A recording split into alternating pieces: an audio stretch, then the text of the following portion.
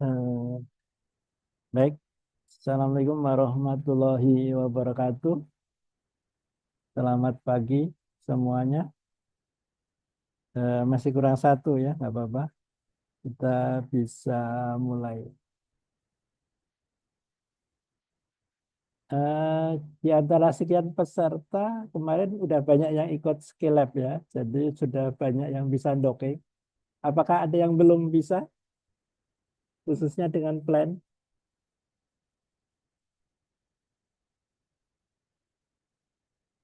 Halo,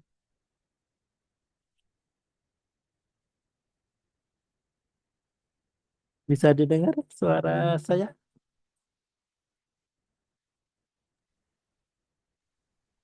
Ya, bisa, Pak. Ada yang belum bisa nggak docking atau yang belum pernah ikut ini kuliah saya Waktu tentang itu ya di Skillab menggunakan Yasara itu, Pak. ya yang di Scalab itu kan menggunakan ini plan ya dockingnya.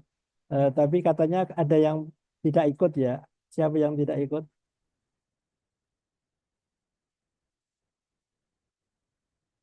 atau udah bisa semua? Kalau nggak ada yang ini saya anggap udah bisa semua. Kalau nggak ada yang bilang Sepertinya ini sudah semua sih Pak. udah semua udah bisa dengan plan. Oke. Jadi mungkin kita tidak perlu diulang ya. Jadi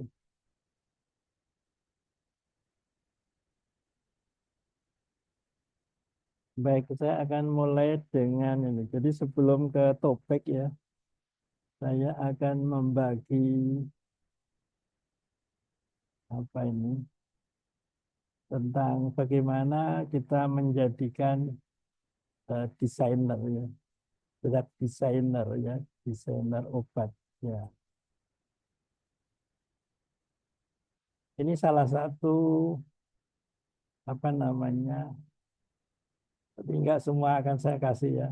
Ini sebenarnya apa namanya webinar yang pernah saya adakan di tahun lalu ya. Jadi mungkin yang terakhir yang tidak akan saya bahas ya, cara memperoleh paten. Nah, kita yang perlu saya kembangkan adalah prior art sebagai penuntun ide ya. Jadi, oh ya sebelumnya gini, saya itu sebenarnya mutasi ya.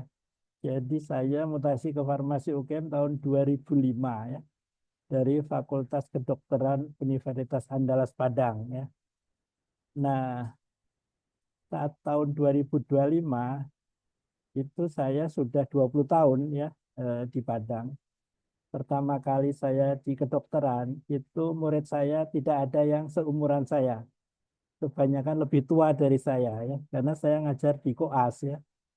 Dari kimia medicinal saya diminta ngajar di farmasi kedokteran dan salah satu topiknya adalah menulis resep ya, cara menulis resep ya, jauh banget ya. Jadi ilmu saya 20 tahun itu terkubur hidup ya. Jadi saya merasa terkubur hidup 20 tahun di kedokteran Andalas. Alhamdulillah tahun 2005 saya bisa mutasi ke UGM dan bisa meneruskan cita-cita saya karena cita-cita saya begitu saya masuk ke Fakultas Farmasi UGM itu saya ngelihat paracetamol ini kok luar biasa ya. Obatnya kok laris manis ya, padahal dia punya kelemahan. Nah, itu yang menghantui saya untuk bagaimana membuat obat yang lebih baik dari paracetamol ya. Dan alhamdulillah saat ini bisa terlaksana dan sudah ada di tangan investor ya, tinggal nunggu cairan dana. Nah, untuk menjadi apa penemu obat itu ada triknya sebenarnya. Jadi bagaimana kita menjadi penemu obat ya. Eh, tapi di sini kita akan karena mata kuliahnya desain obat ya, ya jadi terbatas sebagai desainer ya. Itu belum cukup ya untuk menjadi penemu obat atau inventor obat itu tidak cukup sebagai drug designer. Kenapa? Karena kalau desain itu ya sekedar desain, ada nggak yang membuat gitu, mensintesis. Nah, sehingga saya belajar sintesis sendiri, sehingga desain saya sintesis, kemudian saya buktikan dengan kerjasama dengan ahli lain ya di bidang farmakologi Meskipun S2 saya di bidang farmakologi, tapi saya kurang suka dengan percobaan hewan ya, ribet gitu, sehingga saya perlu kerjasama. Nah, jadi di sini yang akan saya bagi adalah tentang bagaimana menjadi desain obat ya, desain obat. Nah, jika belum menjadi penemu obat ya, tapi harus ditambah ilmu desain sintesis ya. Jadi dari mendesain sampai ke menyediakan obatnya ya. Soalnya kalau tidak kita sediakan obatnya, cuma sebatas desain, itu kemungkinan sangat kecil. Kenapa? Kita kerjasama susah ya. Jadi misalnya saya punya desain, terus saya mau ngejak kerjasama dengan ahli di bidang sintesis misalnya. Ya kalau mereka mau ya. Belum tentu mereka mau, mereka punya ide sendiri ya. Nah, sehingga untuk itu maka perlu belajar sendiri tentang desain sintesis. Nah, kita akan memulai dengan prior art sebagai penuntun ide ya. Nah, jadi ada istilah namanya state of the art. Adalah konsep yang digunakan dalam proses menilai dan menegaskan langkah baru dan inventif dan merupakan sinonim dari ungkapan prior art. Nah, jadi kata-katanya kayaknya kok susah ya, susah difahami ya. Tapi kalau dengan contoh nanti kita akan sangat mudah ya. Jadi saya pernah mengadakan webinar itu cara menemukan obat, mendesain dan menemukan obat berdasar kearifan lokal ya. Jadi jangan ngikut barat ya. Kalau ngikut barat ya kita nggak akan bisa sampai kiamat saya bilang ya. Beberapa ahli itu kalau mengadakan webinar itu kebanyakan pakai slide barat ya. Dan mengatakan begini, untuk menemukan satu obat perlu 5 kali APBN bayangin. Kira-kira bisa dilaksanakan enggak? Kalau kita menemukan obat dengan 5 kali APBN, makanya saya, kalau kayak gini ibaratnya tidak akan bisa begitu ya. Nah, jadi harus ada langkah-langkah dan itu Indonesia sudah membuktikan dengan kemerdekaan ya. Kemerdekaan kita dengan kearifan lokal. Artinya apa? Kita dengan Bismillah ya, dengan nama Allah terus kita berjuang kan. Bukan dengan cara menabung ya. Rakyatnya disuruh menabung untuk beli tank misalnya, terus untuk perang, untuk merdeka. Enggak kayak gitu. Demikian juga penemuan obat ya. Kalau kita niru barat itu ibaratnya begini. Mau jualan bakso di pasar. Pasarnya itu ada 20 kios ya. Kalau cara barat, caranya gimana? 20 kios itu dibeli semua. Terus satu kiosnya dipakai untuk jualan bakso. Yang 19 diangguri. Yang penting tidak ada yang jualan bakso di pasar itu. Nah, itu sangat bertentangan dengan konsep kita ya. Di dalam agama Islam itu kan rezeki itu kan nggak akan ketukar ya. Jadi nggak perlu kayak gitu. Nah kalau cara Barat seperti itu ya. Jadi kita membuat kerangka molekul terus R-nya diubah-ubah terus dipatenkan sehingga orang nggak bisa menemukan di situ. Nah kita kalau seperti itu seperti tadi ya perlu 5 kali APBN dan Fakultas Farmasi pernah kerjasama dengan Belanda ya tentang PGV 0 ya PGV 1. Nah apa hasilnya? Nah, alhamdulillah belum jadi obat ya. Kalau nggak salah habis 3 miliar waktu itu ya. Nah seperti itu sehingga saya punya ide bagaimana menemukan obat dengan kearifan lokal ya. Tapi di sini akan saya cuplik tentang state of the art tadi ya. Jadi nggak perlu seperti cara barat tapi dipilih. Yang penting-penting itu kita pilih tidak usah semuanya. Kembali ke state of the art. Nah, ini pasti sudah pernah pakai kita ya, pipet. Ya. Jadi pipet ini itu sudah disebut prior art. Jadi sesuatu yang punya kekurangan ya. Ini kekurangannya apa? Untuk dipakai orang sakit itu susah. Karena kalau ditekuk itu mampet ya, nggak bisa keluar airnya pas disedot.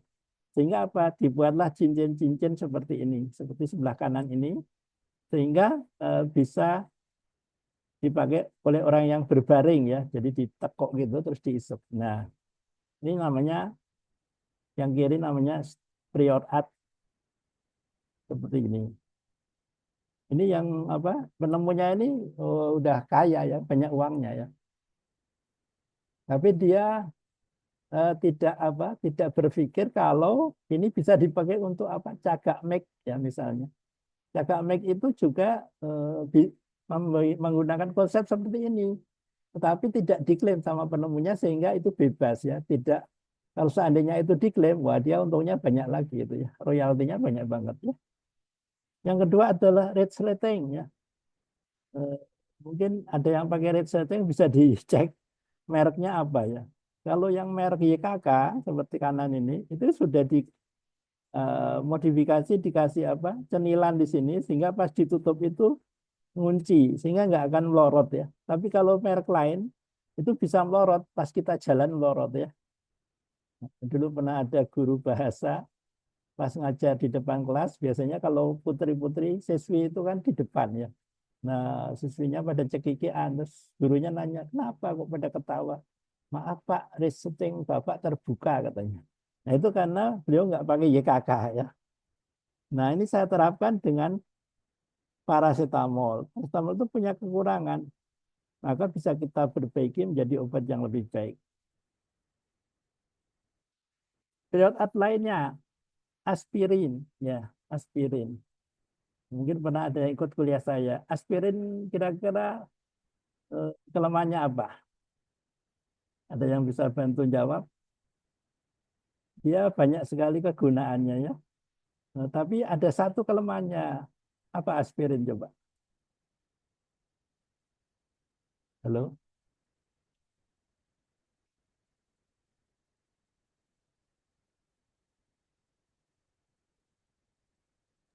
Untuk aspirin sendiri mudah terhidrolisis, Bapak.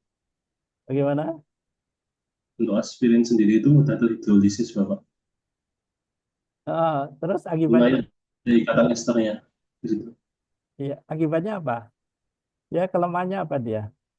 Jadi perlu kondisi-kondisi lingkungan yang kering, Bapak, untuk penyimpanannya. Ya, itu penyimpanan. Yang lain, yang untuk di tubuh kita apa? Kalau kita makan aspirin, kita harus bagaimana? Dibanding paracetamol misalnya. Kalau paracetamol gimana? Dibanding aspirin. Kalau kita mau makan aspirin atau paracetamol, bedanya apa?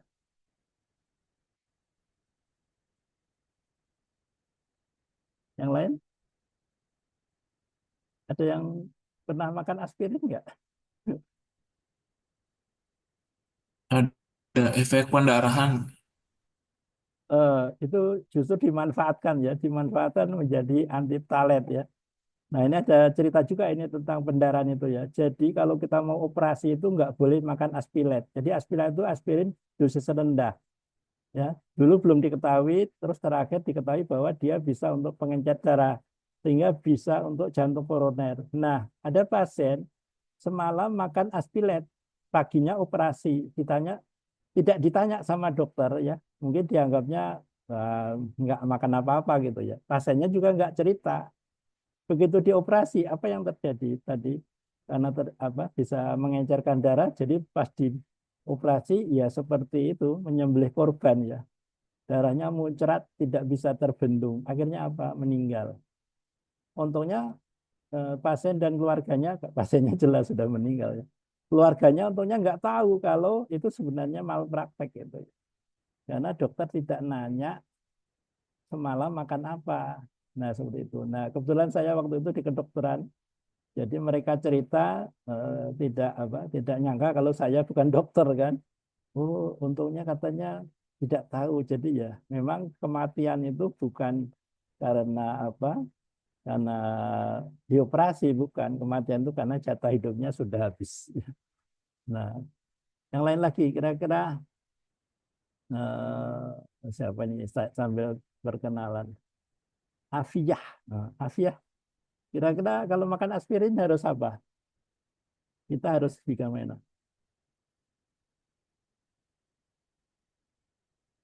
Dari mana, Afiyah? Iya, Bapak. Nah, kalau makan aspirin kira-kira eh, kelemahannya apa? Kalau kita makan aspirin itu harus gimana itu?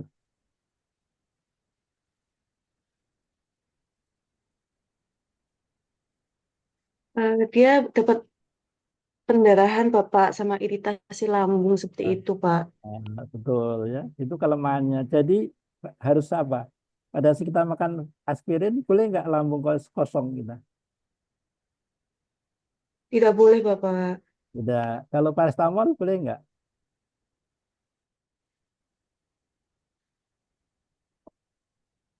Kalau paracetamol boleh Bapak. Boleh ya.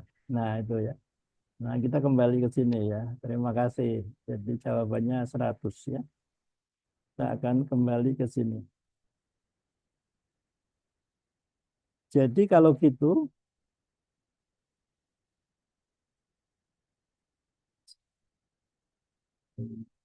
saya kok hilang. Tapi rasanya saya sudah ini. Sudah.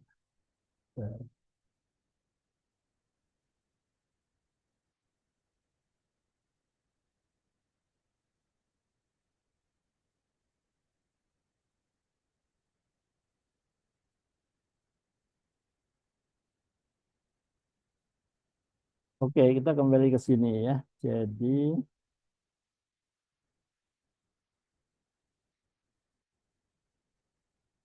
sampai sampai sini. Nah, jadi aspirin itu tadi eh, harus dimakan atau diminum pada saat lambung kita berisi, nggak boleh kosong ya. Walaupun secara ilmu itu absorpsinya bagus lambung kosong ya, bagus lambung kosong karena luas permukaannya dibanding ada makanan itu dia luas, luas kalau kosong sehingga absorpsinya lebih bagus di lambung kosong. Tapi resikonya mengiritasi, makanya diambil yang aman sehingga lambungnya harus berisi. Nah, kenapa kok dia itu harus lambung kosong? Karena mempunyai sifat asam ya. Dia kan ada gugus COOH ya, asam karboksilatnya di situ. Nah, itu asam H dari OH itu yang membuat sifat asam. Nah, saya membimbing mahasiswa untuk PKM dengan priorat aspirin ya. Kita perbaiki molekulnya menjadi obat yang tidak mengiritasi lambung, bahkan menjadi lebih baik, bahkan menambah efek untuk Alzheimer ya. Kalau nggak salah dananya 10 juta ya. Nah, tapi nggak sampai uji apa itu. Nah, ini jadi ini ya. Ini ada juga di Instagram ya. Desain molekul dan sintesis inovasi derivat aspirin ya. Jadi sebenarnya tepatnya itu derivat isoster aspirin ya. Dengan induksi asam lambung yang rendah dan efek tambahan sebagai anti Alzheimer. Nah, ini ada apa? eh, Videonya ini di Instagramnya. Nah, saudara siapa ini? Eh, Muhammad Nino ya, Muhammad Nino. Nah, jadi sebenarnya bisa bisa seperti itu.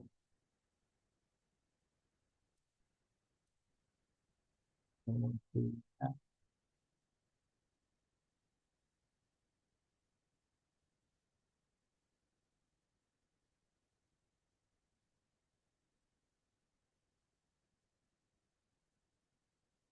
kita lanjut dengan tamoxifen ya, tamoxifen. Ya, ini mungkin kalau yang pernah ikut saya, ikut kuliah saya mungkin udah ya. Nah, kita cepat aja ya. Jadi tamoxifen ini adalah obat yang punya efek samping ya. Jadi kita kita apa namanya kita paparkan efek sampingnya.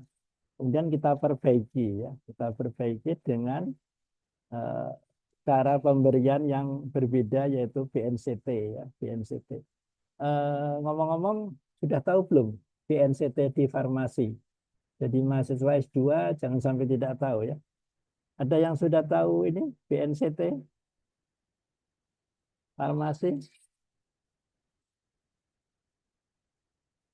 Sudah tahu semua? Sudah, Bapak. sudah diajarkan juga Pak, sempat dibahas kemarin pas mata kuliah. Oke, udah tahu ya BNCT yang proyeknya Prof. Edi Meyanto 500 miliar ya. Nah, alhamdulillah sampai sekarang kayaknya pending ya. Nah, itu ya. Jadi kita desain untuk BNCT ini ya. Walaupun apa namanya bisa juga diuji secara apa in vitro dengan sel lain. Nah, jadi ini hanya contoh tentang bagaimana kemudian mefloquine ya. Mefloquine juga. Mefloquine ini kelemahannya apa? Resisten ya. Sehingga kita buat molekul lain ya dengan target yang sama ya, dengan cara docking. Mefloquine.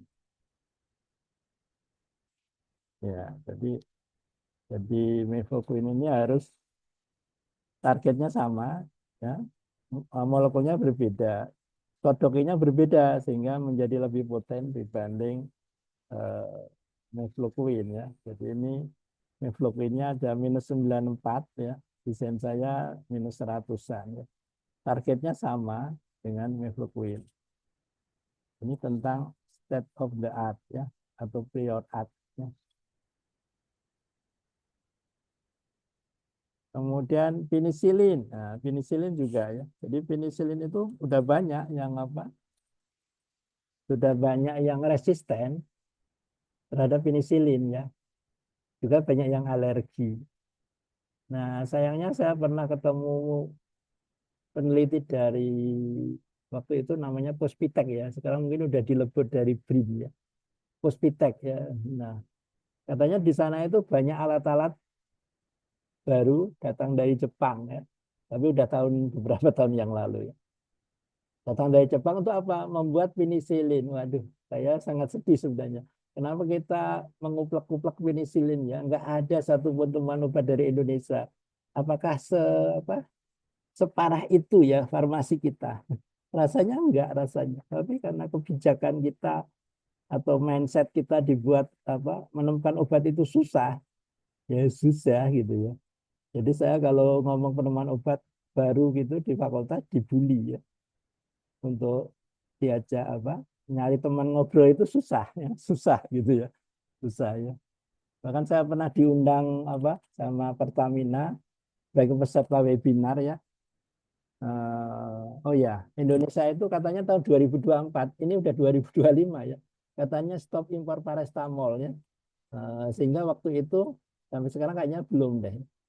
Nah, sehingga waktu itu Kimia Farma mau bikin paracetamol sendiri, terus kerjasama dengan Pertamina, ngundang saya sebagai peserta tapi ya. Di sana itu saya tertarik karena apa? Mereka mau membuat paracetamol. Saya tidak tertarik paracetamolnya, saya tertarik senyawa intermediate namanya para-aminofenol. Tapi ternyata di sana saya kecelek apa? Mereka bilang di sini bikin paracetamol nggak lewat para-aminofenol, Pak. Terus saya cerita tentang obat temuan saya, terus mereka bilang, maaf Pak, di sini tidak ada yang membicarakan obat baru. Aduh, sedih sekali saya. Apa, jatuh di tempat yang salah ya, seperti itu ya. Nah, kembali ke tadi ya, jadi Indonesia rencananya sih tahun 2024 sudah stop impor paracetamol, tapi sampai sekarang kayaknya tidak ada kabar ya. Jadi tadi derivat penicillin O ini tidak terkonek. Lupa. INH ya. Nah, ini apa? Jadi INH itu sudah resisten ya. Jadi dia biasa sebagai prior art ya. Nah, kemudian ada penelitian dari Pak Ruswanto ya. Sekarang udah jadi profesor ini ya di Universitas Tuna Husada ya. Bakti Tuna Husada di Tasik ya, Tasikmalaya. Kemudian jurnalnya saya pakai ya. Nah, terus saya desainkan obat ini. Nah, jadi INH sama rifampicin itu sudah kebal, sudah resisten kumannya. Nah, jadi mereka bisa obat-obat INH dari rifampicin bisa dijadikan prior art untuk menemukan obat. Begitu. Nah, kemudian ini anasab anasatiridin ya. Anasatiridin ini eh, untuk leukemia ya. Dia punya kelemahan apa? Genotoksik ya. Jadi genotoksik sehingga saya punya ide untuk membuat molekul baru ya. Kalau molekul baru masih ada dua kemungkinan, bisa geno bisa tidak ya. Itu bisa kita buktikan sehingga masih ada kemungkinan 50%. Kalau asanatiridin udah jelas genotoksik.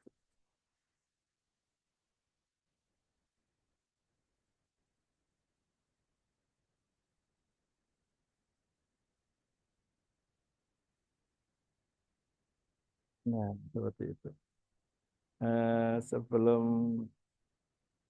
kita lanjutkan topik kita, kalau nggak salah sekarang itu ini ya, apa jadwal.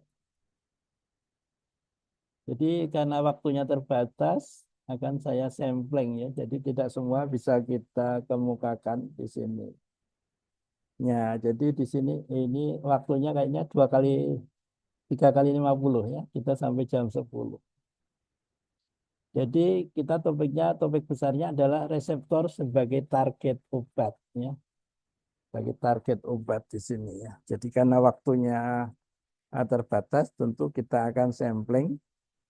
Dan yang paling penting adalah diharapkan itu yang ikut kuliah ini itu bisa paling tidak bisa sebagai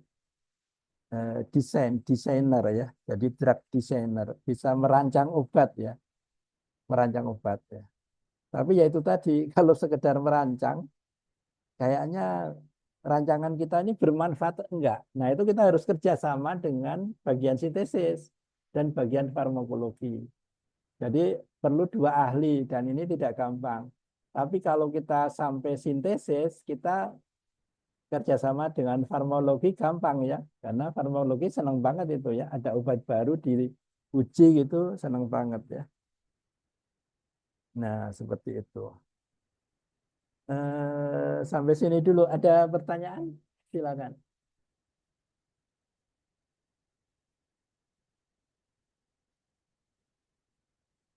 Perlu diketahui Indonesia sekarang mempunyai prodi farmasi S1 295, belum yang S2, S3 ya. Dan sampai sekarang tidak ada, mudah-mudahan belum ada ya. Belum ada temuan obat sintetik dari Indonesia. Ya, sedih rasanya ya.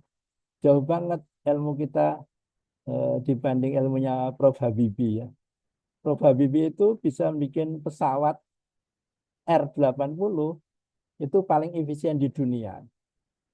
Ya, dan beliau juga pernah dibully ya. Saya ingat itu ya.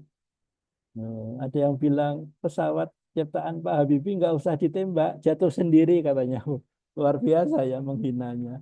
Tapi ya alhamdulillah beliau bisa membuktikan R80 dan sekarang sudah banyak dipesan, sudah banyak dipesan ya.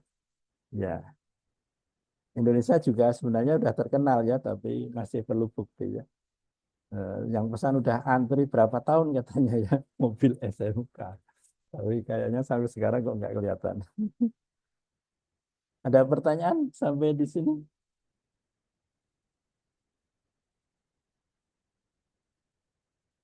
Halo, halo. Dari saya sudah cukup jelas, Pak.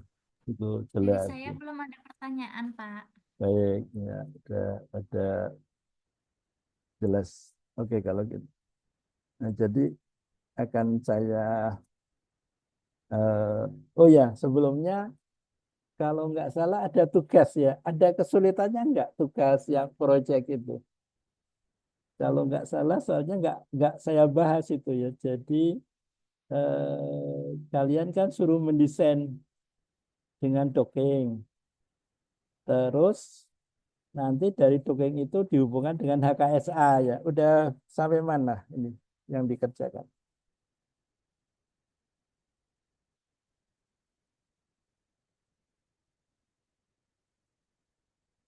Udah mulai belum ininya dikerjakan? Kelompok saya ini baru mau memilih PDB ID-nya, Pak. Oh ya, nah jadi nanti kalau sudah ketemu PDB ID itu kan nanti Anda mendesain molekul, ada molekulnya.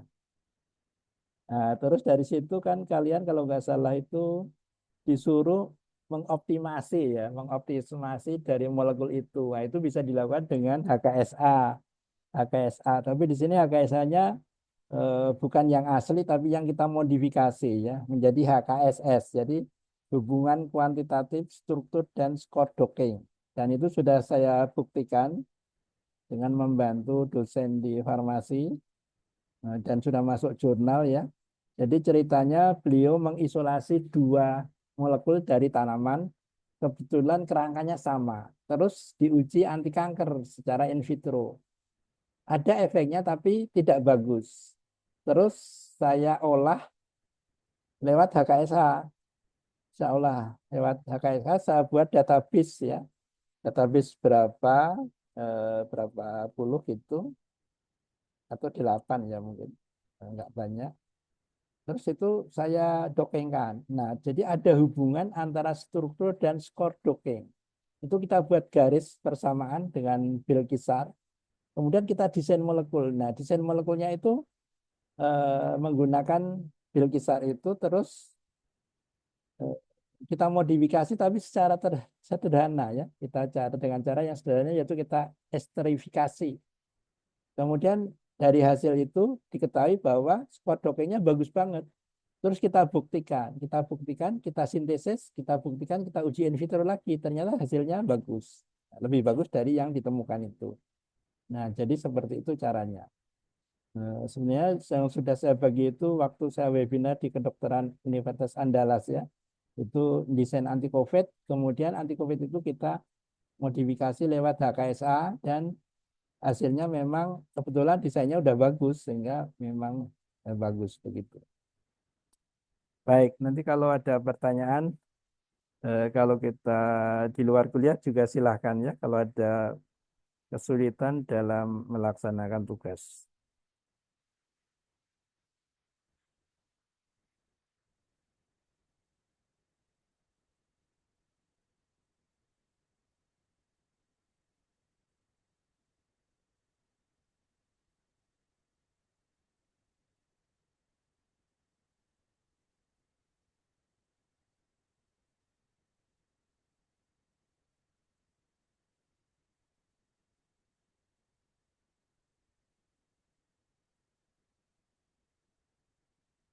Jadi sudah ya, jadi apa namanya kita akan memberi contoh ya. Ada yang eh, mungkin ada yang belum tahu ya, jadi kita kasih tahu ya. Yang belum apa pernah ikut kuliah mungkin ada.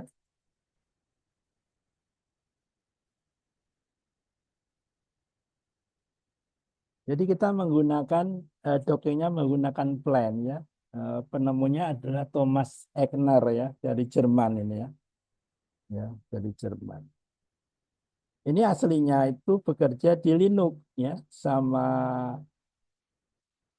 orang Indonesia Pak Satyo Nuryadi dimodifikasi menjadi ke Windows dengan CMD.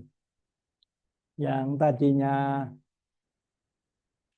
tadinya apa namanya belasan coding ya rumit ya. Jadi harus pindah dari Linux ya. Linuxnya pakai pendrive Linux ya. Jadi Linux yang bekerja di Windows namanya kok pendrive Linux. Dari Linux ke Windows bolak-balik gitu ya.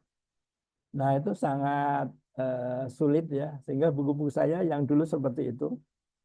Kemudian sama Pak Satrio ini dimodifikasi ke Windows. Ceritanya apa? Ceritanya itu eh, istri Pak Satrio ini dekan Fakultas Kedokteran UII, itu ikut pelatihan saya. Nah, waktu itu laptopnya masih bit 32 ya. Mungkin kalian semua sekarang bitnya udah 64 ya. Nah, plan ini bekerja di Pendrive Linux yang bitnya 32, yang 64 nggak ada. Nah, kemudian ada apa? Kemajuan teknologi, laptopnya pada ganti bit 64. Nggak bisa lagi docking dengan plan. Kemudian saya tanya sama Bu Isnatin namanya. Bu, dulu kita belajar ini ya, dongeng dengan Pendivenuk. Sekarang komputernya pada baru. Ibu masih bisa ngerjakan enggak? Katanya bisa Pak. Kebetulan suami saya dosen IT di UTY. Jadi di UTAT terus bisa Pak dengan bit 64 gitu ya. Karena di online itu nggak ada lagi yang apa co-pendriven itu bit 64, adanya 32. Kemudian saya minta izin untuk bertemu dengan suaminya, kenalan dan minta izin untuk berbagi ilmu. Nah, sehingga buku saya mulai dengan menggunakan CMD seperti itu. Itu tentang plan ya. Nah ini ya, jadi aplikasi docking yang telah di benchmark secara internal di grup penelitian kimia medicinal Free University Amsterdam dengan good ya, aplikasi berbayar ya, yang dipakai secara rutin di laboratorium kimia medicinal di Eropa dan USA ya. Jadi pembandingnya itu yang berbayar gold ya. Dari hasil benchmark diketahui plan setara dengan gold ya. Gratis tapi setara dengan gold untuk protokol screening virtual di protein adrenergic dan lebih baik dari gold untuk protokol screening virtual nikotinik ya. Jadi ada bagian juga yang dia lebih baik ya. Dan ini pernah kita praktekkan zaman dulu ya, waktu farmasi masih kimia medisinalnya masih 10 SKS, sekarang tinggal 2 SKS ya. Nah, ada namanya kimia medicinal 2 itu 3 SKS kita praktekkan di sana. Ada belasan kode PDB kita validasi dengan plan dan kita validasi dengan MOE. MOE itu sekarang kalau nggak salah berbayar 50 juta per tahun. Hasilnya apa? Hasilnya semua yang tervalidasi di MOE itu bisa tervalidasi di plan. Nah, itu yang pertama. Yang kedua, plan ini sudah saya buktikan untuk apa mendesain dan menemukan obat alketika ya. Mungkin udah ada yang tahu tentang alketika. Mohon doanya. Udah setahun lebih ini investor saya mencairkan uang, belum cair-cair ya. Jadi mohon doanya mudah-mudahan sebelum saya apa seminar sudah cair ya, sehingga jelas ya. Karena saya ditugasin untuk memimpin penemuan obat baru ya oleh PT Sastek Anugrah Health ya. Nah seperti itu. Nah kelebihan plan apa? Dapat dioperasikan di Windows bit 64 maupun 32 ya. Jadi kalau yang masih punya laptop jadul bisa ya. Dengan CMD hasil inovasi Pak Satyo Nuryadi. Free, praktis, sederhana, mudah, cukup single line untuk simulasi ya. Sekarang tinggal 2 baris codingnya. Kemudian baik protein maupun ligan bergerak ya.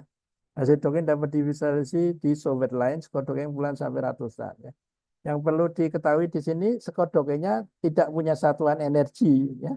Karena sudah dibagi dengan bilangan yang punya satuan. Kelemahannya, PEN tidak menyediakan fungsi preparasi protein, ligan maupun visualisasi, sehingga diperlukan Yasara dan Marvin Sketch atau SketchUp. Kemudian perlu beberapa revisi atom ya. Tapi kalau tidak direvisi juga tidak mempengaruhi skor docking. Ini beberapa penghargaan dapat dulu di UGM itu ada tiap dies itu ada apa lomba ya, lombanya apa proposal inovasi paten ya, proposal inovasi paten. Nah itu senangnya saya udah dapat 2 kali terus ngajukan lagi dapat, tapi yang ketiga ini saya dapat bocoran dari apa juri itu, katanya jurinya ini salah satunya itu penemu ronsen digital ya. Jadi namanya Pak Bayu Suparta, itu dari fisika. Dia menemukan ronsen digital itu dengan biaya berapa? 500 juta. Kalau impor itu 2 miliar. Bayangin, ronsen digital kalau impor 2 miliar, kalau bikin 500 juta. Tapi tidak laku.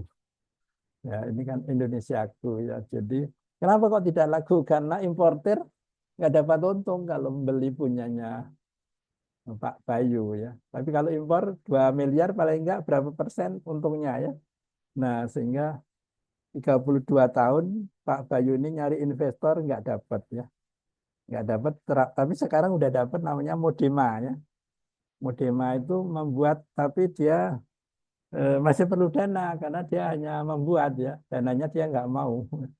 Nah, jadi dia masih berjuang juga. Terus Pak Bayu ini sekarang udah guru besar ya, layak ya, karena penemu ronsen digital. Jadi Pak Bayu ini punya cita-cita setiap orang di Indonesia itu berhak mendapatkan BPJS untuk periksa ronsen digital ya. Nah, jadi gratis begitu maunya dia. Jadi ronsen digital jangan ditempatkan di di rumah sakit. Ronsen digital itu ditempatkan di luar rumah sakit. Semua penduduk Indonesia berhak mendapatkan lewat BPJS ronsen digital. Nah, nanti yang bermasalah baru masuk rumah sakit. Itu ide beliau dan itu harus didukung oleh peraturan pemerintah. Tapi sampai sekarang kayaknya belum berhasil begitu ya. Nah, seperti itu. Terus sasarannya, pas saya tanya, sasarannya rumah sakit tipe A, B misalnya, enggak Pak Hari, sasaran saya di rumah sakit tipe D, yang rumah sakit kecil, kemudian di puskesmas katanya, lu kenapa enggak di rumah sakit A dan B, enggak berani Pak Hari katanya, lu kenapa? Di sana sudah ada mafianya, ya. Jadi tidak seindah yang kita bayangkan, jadi eh, seperti itu, sehingga tidak berani dia merambah ke dunia orang lain gitu. Bahkan mungkin kalian sudah pernah dengar UGM pernah menghasilkan genus pada saat COVID itu ya. Itu juga tidak lepas dari saya dengar-dengar dari mafia juga ya. Nah, jadi genus ini bagaimana supaya genus ini tidak mengganggu bisnis mereka ya. Sehingga mereka ini kumpul-kumpul bagaimana caranya sehingga genus ini pokoknya tidak memenuhi syarat. Nah, saya pernah dengar seperti itu ya. Nah, sehingga kembali ke yang tadi. Tadi Pak Bayu bilang, ini kontroversi Pak Hari. Banyak yang bilang, ini Pak Hari udah 2 kali, masa 3 kali. Terus Pak Bayunya bilang, ada nggak peraturan yang tidak membolehkan 3 kali? Nggak ada. Kalau nggak ada ya nggak bisa ini kita nggak bisa nggak bisa membatalkan katanya. Nah, sehingga saya dapat yang ketiga dan ini yang terakhir karena setelah itu ditutup ya lomba untuk proposal inovasi paten ditutup sehingga saya pindah ke nasional ya. Nah, jadi wali kota, bupati, presiden hanya boleh 2 kali, tapi saya bisa 3 kali ya gitu ya. Kalau 3 kali melanggar undang-undang. Nah, sehingga saya pindah ke nasional ya. Oh ya, dulu kalau proposal inovasi paten itu dapat bonus 50 juta untuk meneliti begitu ya. Meneliti. Saya dapat 3 kali tadi. Nah, saya berharap di nasional, masa di nasional nggak ada. Ternyata benar di nasional itu nggak ada. Cuma dapat sertifikat ini dan bukunya ini harus membeli 50.000 ya. Nah, sehingga saya juga cukup 3 kali terus saya berhenti aja gitu. Walaupun sering di email ya, sering di email ikut lagi Pak Hari katanya. Oh iya nanti saya bilang gitu. Nah, ini paten yang apa namanya yang HP 2009 dan MH 2011. Ini apa? Ini bukti apa namanya? Bukti plan ya, bukti plan. Jadi waktu itu saya nguji ya, saya nguji eh, apa namanya? Ada manotriose ya, manotriose. Jadi gula rangkap 3 gitu ya, gula rangkap 3. Nah itu untuk S3, untuk S3 di Fakultas Kedokteran ya, UGM. Saya pengujinya saya ya. Jadi hasil daripada dokengnya itu lebih bagus ya, manotriose lebih bagus dibanding doxorubicin. Jadi di antara 6 penguji dari 7 ya, saya yang tidak. 6 pengujinya itu memuji karena apa? Dokengnya bagus, hasil in vitro-nya bagus. Terus mereka memuji, wah ini calon kandidat untuk bahan baku obat ya. Saya saja yang tidak setuju. Kenapa? Karena 3 gula ini belum diuji in vivo ya. Jadi tidak selalu in vitro itu sama dengan in vivo. Kita perlu mempelajari metabolisme obat ya.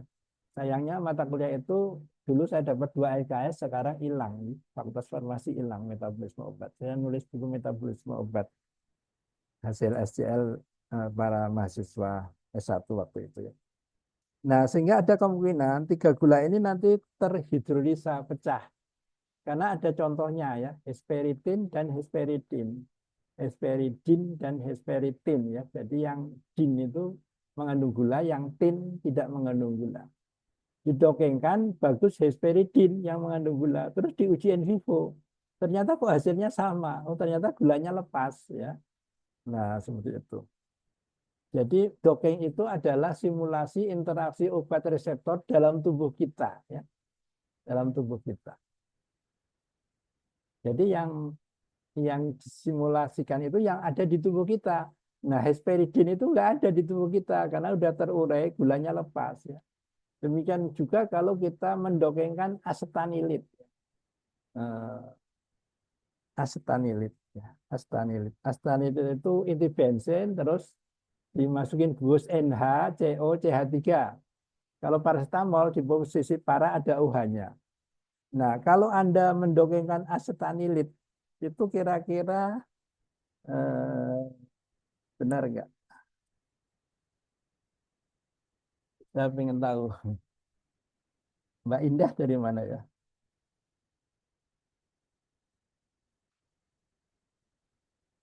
Halo? Bisa dengar Mbak Indah?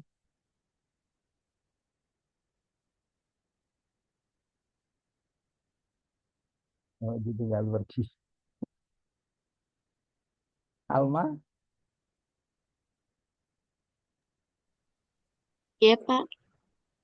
Kalau kita dokengkan asetanilit gimana? Tadi asetan itu rumusnya ada inti bensin, terus ada substituen NH, CO, CH3. Bedanya dengan paracetamol, kalau paracetamol di posisi para ada OH. Kalau kita dokengkan asetanilit gimana? Benar nggak?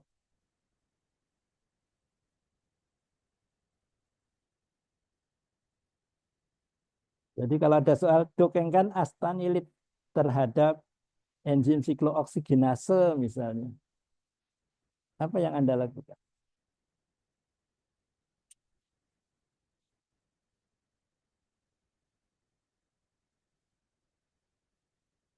Pak?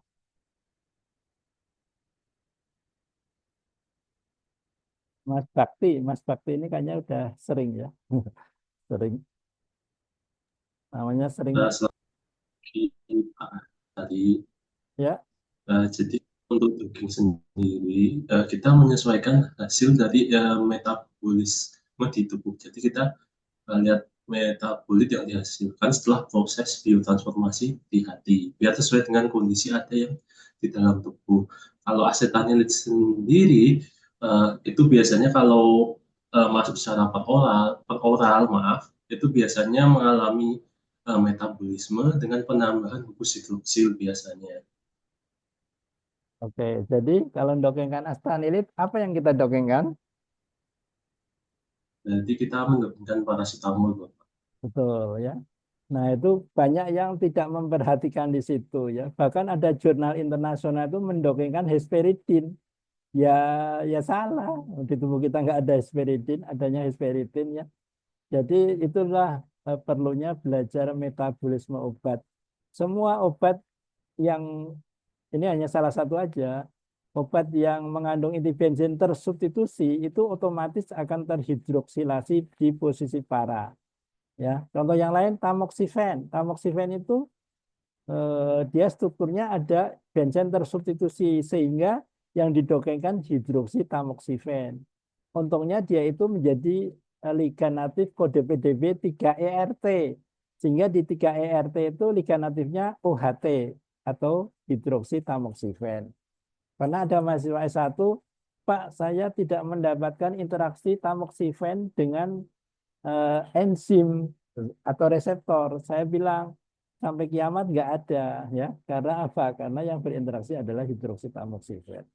Nah, itu salah satu ya. Sehingga dalam mendokeng kita harus melihat strukturnya ada nggak dia benzen tersubstitusi. Begitu. Baik. Tandanya Mas Bakti ini Piten ya. Piten itu karena pernah ya, kalau nggak salah pernah ya, pernah kuliah sama saya ya, atau ikut webinar. Kita nanti akan menggunakan Leakplot ya. Leakplot ini free ya, free untuk tampilan 2 dimensi ya, 2 dimensi. Jadi kita hubungkan dengan PayMall yang juga lisensi akademik ya, untuk visualisasi.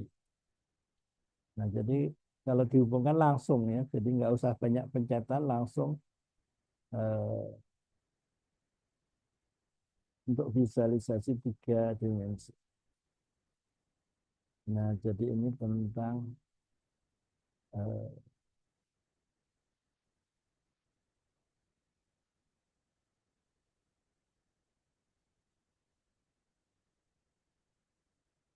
tentang plan. Nah, sekarang kita akan mencoba ini.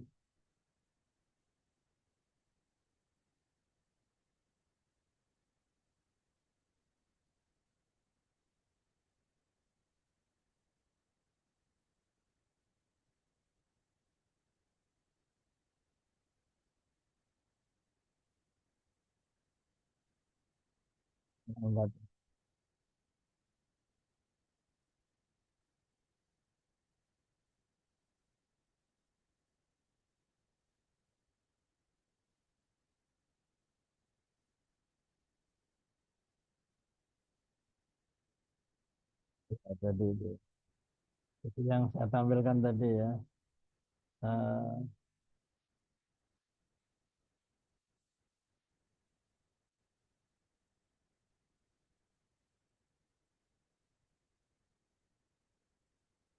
Jadi tadi tamoxifen sebagai prior art tadi ya. Nah, jadi ini contoh bahwa bagaimana reseptor menjadi target suatu obat ya. Kita akan mencontohkan di sini estrogen reseptor alfa ya, di mana tamoxifen itu sebagai obat untuk terapi kanker payudara. Ya. Jadi ini hanya ilustrasi bahwa penyakit di Indonesia bergeser ke penyakit non infeksi ya, termasuk kanker. Ya, datanya tentu sangat sedikit, ini bisa ditambah, hanya menggambarkan bahwa kanker sekarang itu menjadi obat menjadi penyakit yang dominan ya. Kita terus bicara tentang karsinoma mame, yaitu kanker payudara, merupakan karsinoma dengan angka kejadian yang tinggi dan seterusnya. Nah, jadi ini diobati dengan tamoxifen 20 mg. Tamoxifen 20 mg. Nah, kita harus tahu mekanismenya atau metabolismenya. Yang berkhasiat ada 4 hidroksil tamoxifen. Yang perlu lagi dikemukakan adalah mekanisme ya. Tamoxifen kompetitif mengikat reseptor estrogen pada tumor dan target jaringan lainnya, menghasilkan kompleks yang menghambat sintesis DNA dan menghambat efek estrogen. Jadi ini cara kerja konvensionalnya seperti ini ya. Ini adalah agen non steroid dengan sifat anti estrogen, yang bersaing ya, untuk situs di payudara dan jaringan lain. Nah, ini masih mekanisme kerja. Kita akan bicara tentang efek samping ya, tentang efek samping. Nah, ini efek samping yang paling umum adalah gejala menopause, kemudian pembekuan darah dan keganasan uterus. Jadi dalam menemukan obat dengan prior art itu kita harus mencari-cari kelemahan obat ya. Itu dibolehkan ya. Tapi kalau mencari-cari kelemahan orang, nah itu kayaknya tidak dianjurkan ya, atau dilarang ya, mencari-cari aib orang ya, kecuali itu bukan aib ya, tapi aib ini kadang-kadang relatif ya, tapi harusnya enggak, aib itu ya aib ya. Mungkin ada yang menganggap ijazah itu aib, kalau saya enggak, ijazah saya sudah tak periksakan ke Roy Suryo dan Rismond ya. Ijazah saya karena pakai kacamata, saya periksakan, tolong dianalisis ijazah saya asli atau palsu. Kalau dia menyatakan ijazah saya palsu, berarti softwarenya tidak valid. Nah, ternyata apa? Ternyata katanya asli ya. Jadi berarti kemungkinan softwarenya valid. Nah, kemudian di mata, katarak akibat tamoxifen berkembang di 10% pasien ya. Jadi efek samping kita kemukakan. Nah, oleh karena itu maka diperlukan obat baru ya. Obat baru ini tentu beda strukturnya, beda strukturnya, beda strukturnya.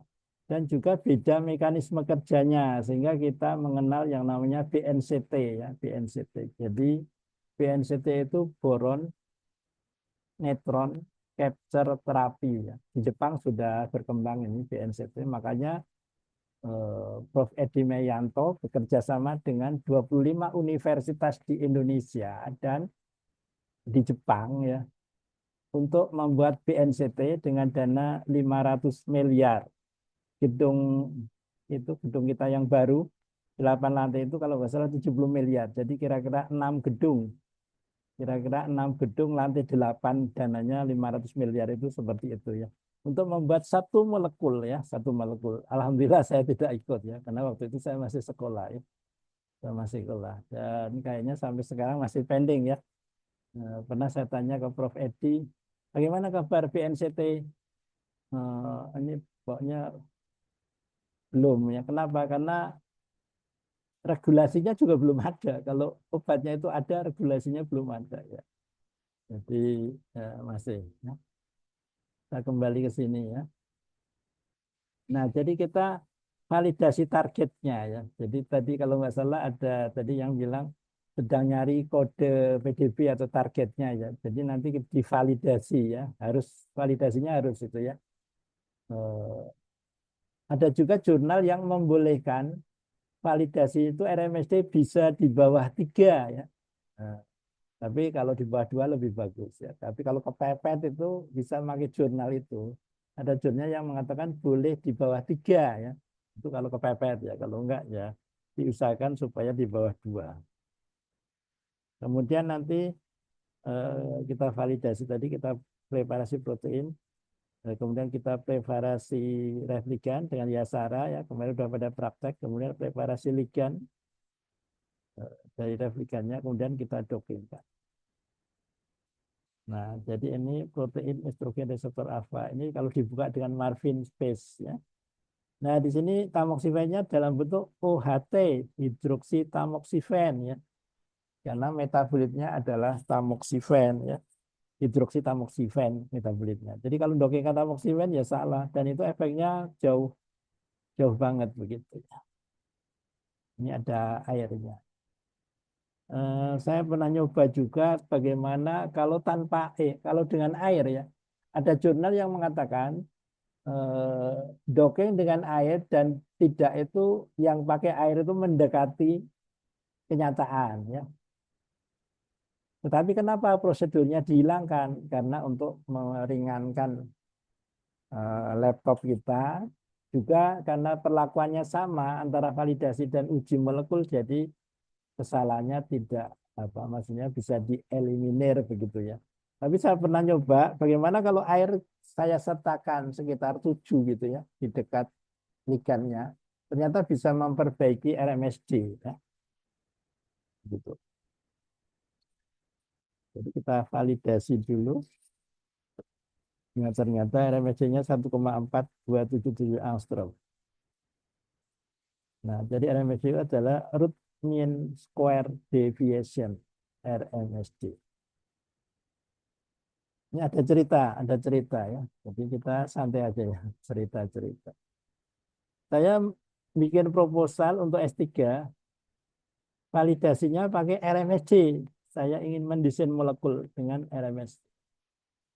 Jadi saat ujian proposal semua setuju, oke, disertai saya seperti itu. Pas saya kerjakan, salah satu penguji itu bilang ya, Ini ada yang dari Sanata Dharma. Siapa dari Sanata Dharma? Ya, Bapak. Mas Bakti. Ya, Ya, jadi ini nggak apa-apa. Ini sharing pengalaman ya. Kalau yang bersangkutan dengar nggak apa-apa ya. Jadi pengujinya salah satu dari Sanata Dharma bilang, saya nggak setuju Pak Hari. Kenapa? Pak Hari mau desain molekul validasinya pakai RMSD. Enggak ini, enggak valid katanya. Terus pakai entry faktor Pak Hari itu. Apa itu entry faktor? Saya juga baru tahu. Jadi entry faktor 1%. Jadi Pak Hari memasukkan 10 molekul aktif, kemudian 70.000 pengecoh. Kemudian di running 3 bulan tanpa listrik mati katanya. Oh ya, waduh, saya kayaknya nggak berani, saya bilang gitu. Kalau nggak berani, jangan pakai kata-kata mendesain katanya. Oh gitu, iya.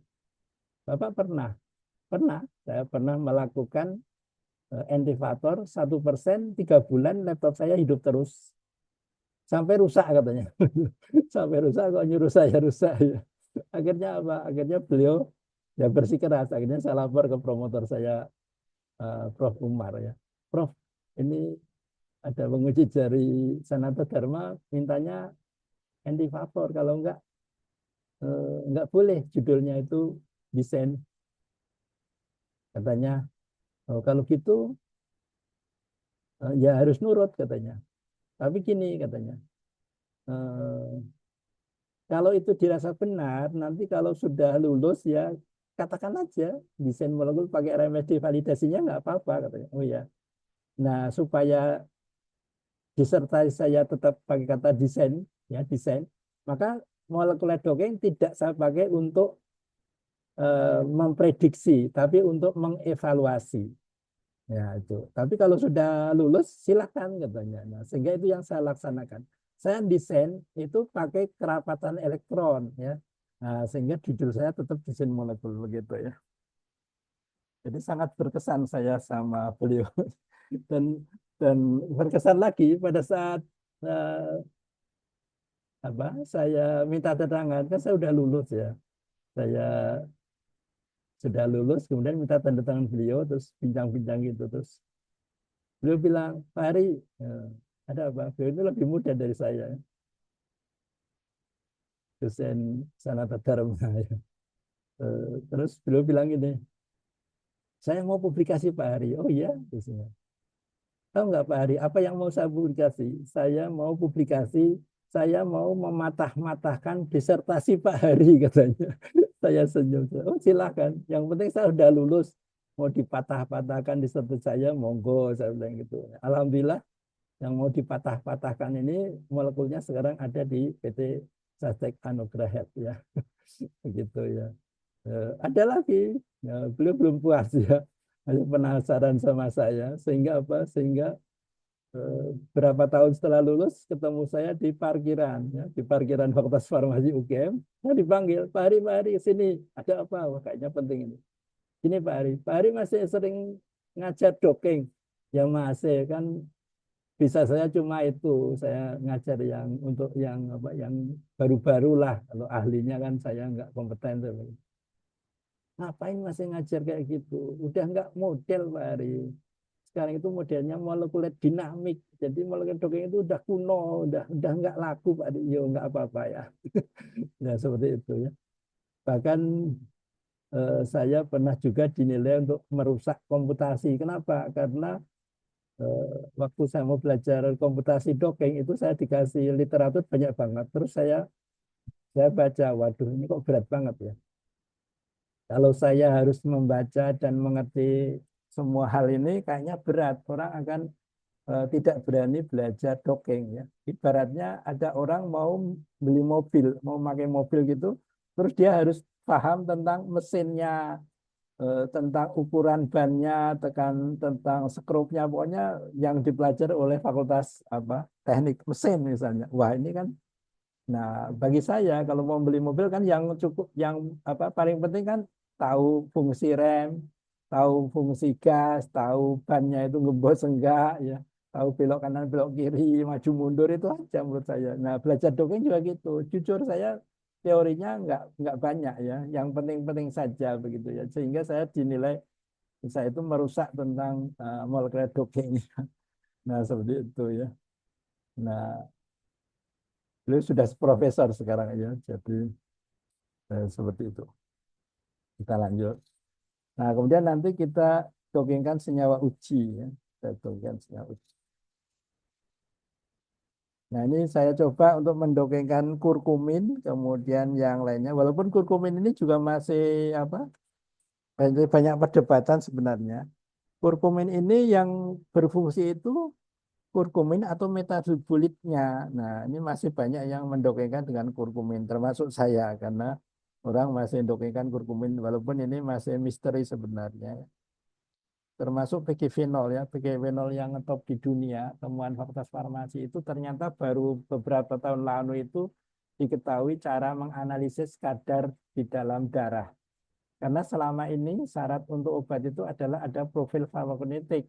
Dan waktu itu sampai tahun berapa itu PGV0 itu tidak terdetek ya. Di dalam darah itu tidak terdetek sehingga profil farmakokinetiknya nggak ada. Nah itu nggak bisa untuk obat. Nah, tapi beberapa tahun yang lalu ada dosen Pak Yance dari Unwahas Semarang itu bisa menganalisis dengan teknik tertentu ya. Nah kembali ke sini ini ada penilalanin boron ya. Ini penilalanin boron ini adalah temuan orang Jepang ya. Pernah ke farmasi UGM presentasi tentang BNCT ya. Tapi terus dirubah kenapa? Karena penilalanin kan ada di tubuh kita, jadi kurang apa? Kurang selektif lah gitu. Kemudian sekarang udah ganti molekul baru. Nah, ini desain saya boron Havan gamma 1 dan boron Hava gamma 2. Ini PGW 1, PGW 0. Nah, jadi BNCT itu syaratnya apa? Syaratnya harus mengandung boron, molekulnya harus mengandung boron ya. Jadi kalau PGW 1 tidak bisa untuk BNCT, tapi kalau nggak salah dimasukin boron sehingga menjadi PGW 1 boron atau apa gitu. Ini yang 500 miliar itu. Nah, saya mendesain namanya boron Hava 1 dan boron Hava gamma 2. Nah, waktu itu ada profesor dari USU lewat anak buahnya Pak Denny Satria itu pesan ke saya, Pak, profesor saya minta desainkan molekul Pak. Nah, oh ya, saya ada tapi untuk BNCT. Tapi kalau diuji in vitro bisa juga saya bilang gitu. Akhirnya saya kasih boron Hava gamma ya, boron Hava gamma 1. Terus Viro bilang apa sekalian ya Pak Hari, sekalian maksudnya sekalian itu apa? Sekalian dibuatkan Pak Hari biar saya tinggal nguji gitu. Biar mahasiswanya tinggal nguji itu. Akhirnya Wani Biro ya ternyata ya dikasih bahannya terus saya bikinkan terus diuji. Nah waktu itu mau diganti namanya menjadi boron usu. Saya bilang ini mau tak bikin buku sebenarnya. Desain molekul boron Hava gamma sebenarnya. Jadi boron Hava itu hari farmasi gitu ya. Hari Purnomo Farmasi Gajah Mada diganti boron usu. Terus saya bilang loh, nanti kalau dipublikasi saya nulis buku juga boron Hava gamma kok molekulnya sama. Nanti dipikir saya jiplak dong. Wah, maka padanya itu ide saya padahal.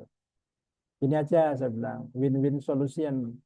Di situ ditulis boron Hava gamma atau boron usu gitu. Ya akhirnya dibuatlah kesepakatan win-win solution ya.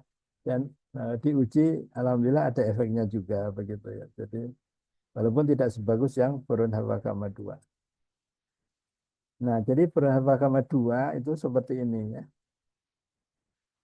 Oh ya, kalau kita mau mendesain obat itu sekali lagi sebaiknya kita juga memikirkan desain sintesis, cara bikinnya ya. Jadi kalau bisa itu kalian bukan hanya desain tapi juga bisa sampai ke sintesis molekulnya. Jadi ini saya kalau mendesain sering saya sampai ke bagaimana cara buatnya jadi obat supaya nanti kalau ada yang di bidang farmakologi bisa kerjasama. Jadi kita diskoneksi di sini. Kemudian bahannya menjadi ini. Menjadi para aminofenol ya. Ini sudah sangat akrab dengan saya karena sudah sering pakai sama 4 aminonaftol ya. Nah, ini boron B2O3-nya ini biasanya saya pakai urea, ini saya ganti B2O3. Nah, ini hasilnya. OHT-nya minus 97, boron hama gamma 2 minus 98. Dan ini kalau diuji statistik tidak ada perbedaan. Nah, jadi ini boron itu ini atomnya seperti ini. Ya, ini desain boron hama gamma 2. Nah, jadi nanti menghasilkan sinar alfa. Sinar alfa itu sifat-sifatnya seperti ini ya. Jadi daya tembus yang sangat kecil memiliki energi kinetik yang besar ya.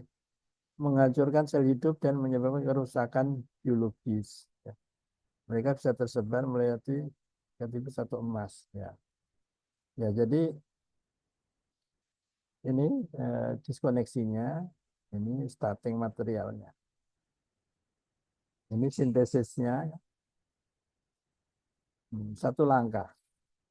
Nah, jadi pasiennya itu nanti diinjeksi dengan molekul tadi mengandung boron, kemudian masuk reaktor nuklir, kemudian ditembak sama neutron ya.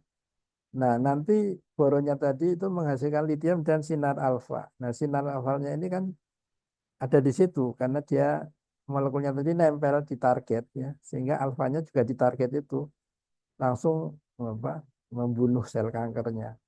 Dan yang terbunuh itu hanya sel kankernya, sel lainnya tidak karena dia pas nempel di sel kanker.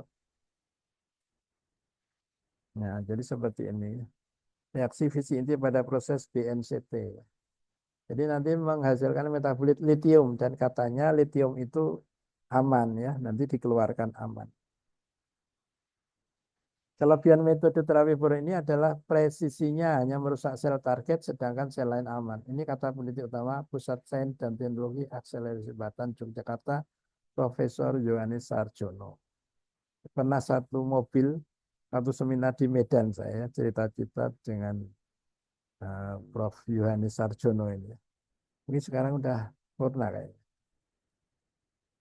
Nah, ini tamoxifen, ya. Tamoxifen-nya di sini. Nah, boron hakamanya nggak jauh-jauh ya. Nempelnya di sekitar sini juga karena targetnya sama. Kesimpulan, boron hama 2 berdasarkan molekul dokeng berpeluang menggantikan tamoxifen dan lebih efektif untuk mengobati kanker payudara. Nah, kira-kira seperti itu contoh bagaimana reseptor sebagai target obat ya. Jadi target obat itu bisa reseptor, bisa enzim, dan dua-duanya adalah suatu protein. Yang sekarang sedang banyak ditanyakan sebenarnya itu ada beberapa orang menanyakan saya, Pak, kalau doping protein gimana? Oh, sayangnya saya di bidang kimia medicinal. Kimia medicinal itu dopingnya small molecule, jadi ligan protein. Di lab farmasi, ya, di bawah kepemimpinan Prof. Edi Meyanto itu ada lab rekayasa makromolekul. Harusnya lab itu yang bertanggung jawab untuk melayani doping protein-protein. Tetapi sepertinya kok belum ya. Jadi mungkin karena baru ya. Labnya juga baru seumur jago atau sudah ada setahun mungkin ya. Jagonya udah panen berapa kali. Nah, seperti itu. Oke, nah, ada pertanyaan? Masukan boleh juga. Kita diskusi santai ya. Silakan.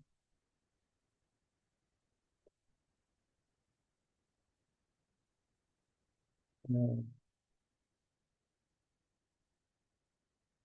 ada yang tesisnya rencana pakai dokeng nggak ya? Siapa?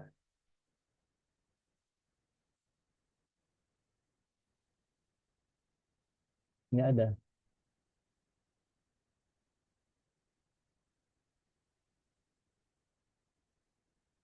Halo?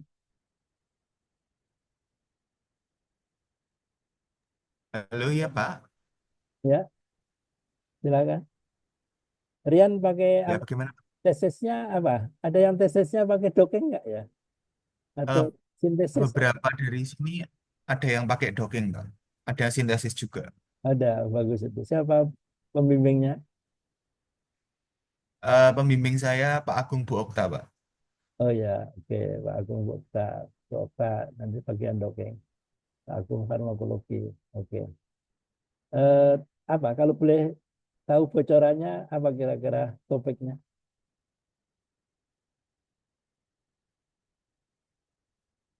Sudah punya topik? Topiknya sudah ada Pak. Jadi ini nanti mau melihat ini Pak apa untuk dopingnya tuh mau melihat asam amino apa yang bertanggung jawab. Jadi kayak semacam nanti mau melihat eh, model atau ceritanya melihat posisi molekul di reseptor tertentu gitu Pak. Sebagai Obatnya validasi untuk propose mekanisme. untuk apa? Obatnya apa?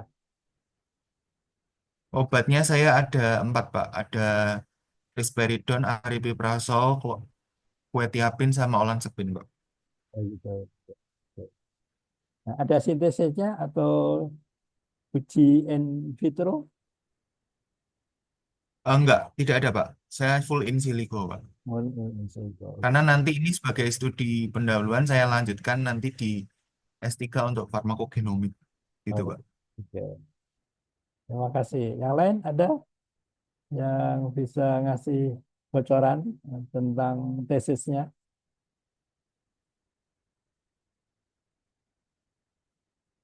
Ya, kemarin baru ada 2 orang yang mau S3 ya. Yang satunya di UNAN, yang satunya di UNER ya. Sama-sama tentang anti-TBC ya. Nah, yang bersangkutan ini konsultasi sama saya. Dia mau apa? INH kan resisten, terus dia mau ini mau buat metabolitnya. Saya bilang, lu metabolitnya jelas resisten. Terus tak bikinkan desain, terus kayaknya dia mau gitu. Jadi bagaimana mendesain molekul tadi ya, untuk TBC yang resisten terhadap INA dan rifampicin. Yang satunya lagi juga TBC tapi beda lagi untuk menghilangkan efek samping. Tapi efek samping obat itu tidak seperti paracetamol, jadi mekanismenya terlalu susah sehingga saya sarankan untuk apa ganti topik yang lebih bisa dibuktikan begitu. Ada lagi yang lain yang pakai doping? Saya, Pak, Oh ya, apa ininya? doping senyawa dari bahan alam untuk penyakitnya leukemia mieloid akut, Pak. Oh ya, sudah ada gambaran di sana kira-kira ada berapa ini molekulnya ekstrak ya? Saya pakai senyawa tunggal sih, Pak, bukan ekstrak. Jadi Oh, hanya satu senyawa saja. oh, senyawa tunggal. Oh, udah tahu senyawanya. Sudah, Pak. Oh iya iya. Apa itu senyawanya? Senyawanya menggunakan tarakserol, Pak. Oh gitu ya. Terus untuk target apa? Targetnya nanti dari hasil network farmakologi, Pak. Oh iya iya. Oh, oh. Nah jadi itu kemarin juga ada dari kedokteran UAD ya, Network Farmakologi. Dia malah les sama saya, les sama saya, tapi terus ternyata salah paham ya. Udah saya kasih waktu untuk les 5 kali, tapi ternyata, oh saya pikir nggak segitu Pak. Ya sudah, nggak apa-apa ya. Jadi akhirnya nggak dibayar semua. Ya nggak apa-apa ya. Tentang network farmakologi ya. Jadi kebetulan kalau kalau senyawanya satu ya nggak masalah ya. Kalau senyawanya lebih dari satu itu saya anjurkan dopingnya bukan doping biasa tapi doping kombinasi ya. Nah, dan beliau ini juga kebetulan dia dulu murid saya ini murid saya di kedokteran UNAN ya. Murid saya di kedokteran UNAN terus dia jadi dosen S3 sedang S3 di UAD terus itu terus apa saya bantu untuk itu doping tapi ya itu jadi salah paham itu nggak apa-apa. Bapak, Eh, permisi. gimana? Tadi barusan Pak Hari kan bilang kalau senyawanya itu lebih dari satu, disarankan menggunakan doping kombinasi itu seperti apa nggak Pak? Ya, jadi kalau kalau apa, misalnya ekstrak yang diuji itu kan kandungan ekstraknya kan berinteraksi dengan reseptor, bukan hanya satu tapi semuanya. Nah, sehingga itu ada metode bagaimana kalau semuanya itu nanti didokingkan dalam waktu yang sama gitu. Artinya nempelnya bareng, bareng tapi berurutan gitu ya. Jadi ibaratnya tapi kalau satu-satu terpisah gitu sebenarnya nggak sesuai ya. Kan ekstraknya itu kan misalnya diuji secara in vivo atau in vitro kan semuanya kontak sama target. Nah, jadi harusnya dokingnya doking kombinasi. Dan kemarin baru saja saya nguji S3 di biologi UGM ya, tapi Zoom saya di rumah. Itu dari apa? Dia itu kebetulan ekstraknya ada 4 kandungannya, terus saya sarankan doping kombinasi.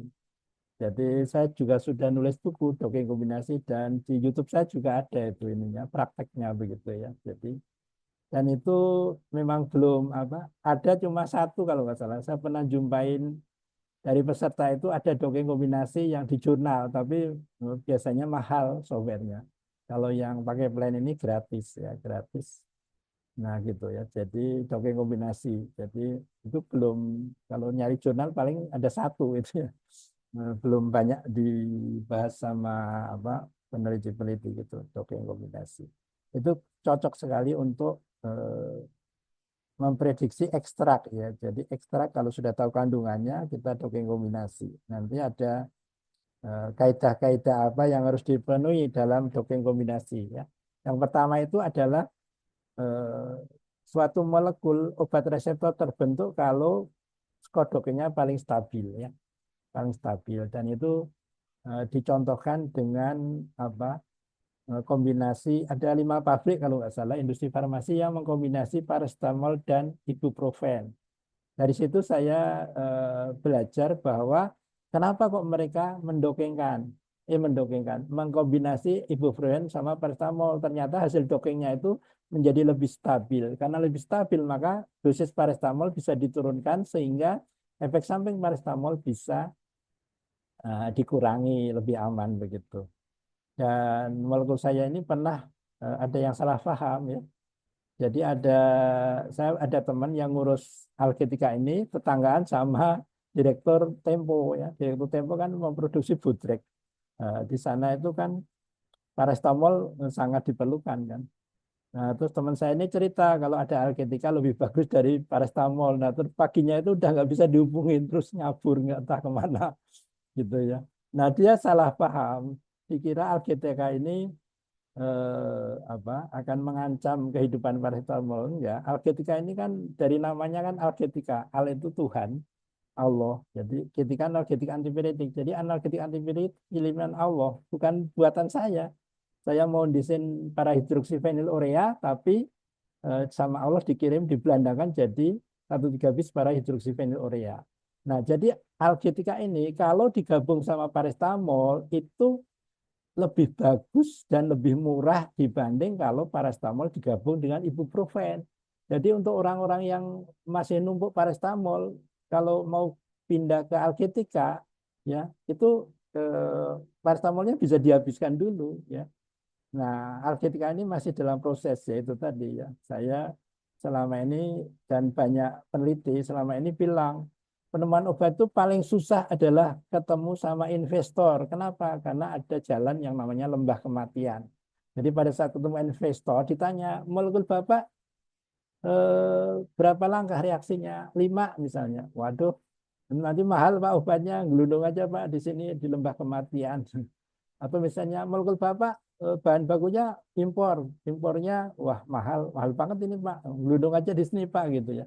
Jadi selama ini yang kepikir saya itu paling susah ada ketemu investor. Saya udah ketemu, saya pikir udah beres, ternyata enggak. Ternyata ada yang lebih susah mengeluarkan uang, investornya mengeluarkan uang itu ternyata enggak gampang ya.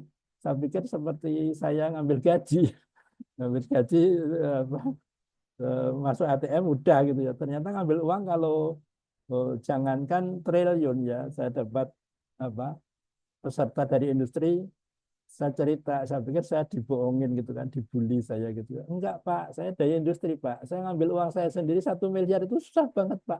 Apalagi investor Bapak mau ngambil triliun Pak, waduh susah banget katanya.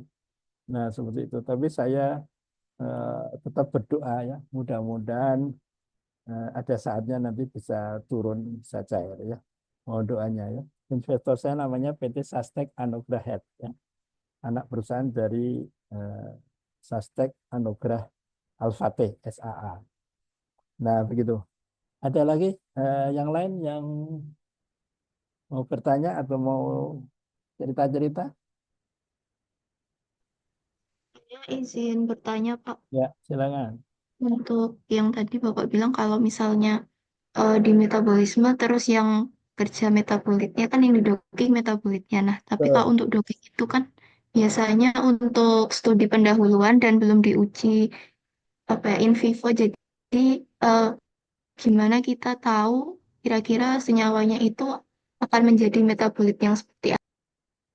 Ya, jadi kalau misalnya belum tahu nggak apa-apa, tapi yang paling sederhana tadi, kalau molekul kita ada inti bensin tersubstitusi, itu nanti yang didongengkan yang terhidroksilasi di posisi para, ya. Yang lain sebenarnya banyak, tapi karena apa?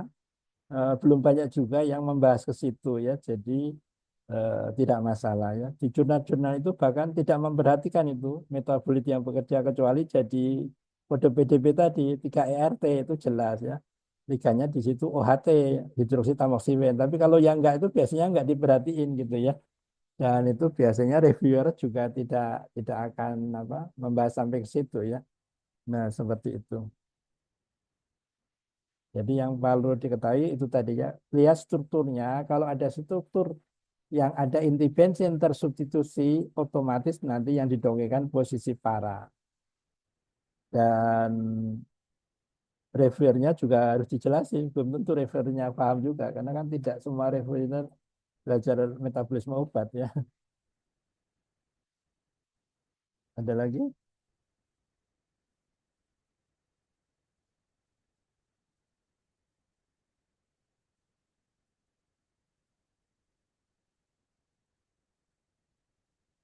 Ini semua sudah bisa docking Bapak, dengan saya plan. izin Ya, silakan. ah, jadi ini perihal tugas yang desain obat itu, Pak. Ya, Kan targetnya itu kan ke DAKA gitu, Pak ya. ya, Dealanil, dealanin, karboksipeptidase yang ya, A. ya, Nah, Bapak. jadi dari kelompok kami itu sudah ada bayangan gitu Pak. Jadi kami ingin mendesain meropenem digabungkan dengan clavulanat seperti itu Pak. Eh, Nah, untuk bisa share, dopingnya ini bisa share screen nggak? Biar share screen. Oh ya, siapa baik Pak. namanya? Corina Pak. Corina, Corina di mana ini? Saya pencet ini apa namanya? Supaya jadi co-host bisa.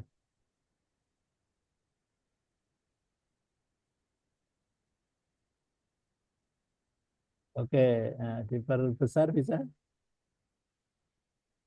Oke, Kan dokinya kan ke Daka ya Pak. ya. Nah, terus kita sudah dapat itu PDB ID-nya itu pakai 6 NTZ. Dia kompleks dengan meropenem. Oh ya ya. Jadinya akhirnya dari situ kita ingin mendesain meropenem seperti itu Pak. Hmm, Nah, meropenem ini kan salah satu antibiotik yang terdapat golongan beta laktam gitu Pak ya. betul. Beta laktamnya. Nah, permasalahannya kan di sini bakteri-bakteri itu kan memproduksi enzim beta laktamase Ya, untuk me- memunculkan mekanisme resistensi seperti itu. ya. Nah, Terus, akhirnya kita kita berniat untuk menggabungkan meropenem dengan asam clavulanat, di mana meropenem ini dia beta laktamnya dan asam clavulanat ini beta laktamase inhibitornya.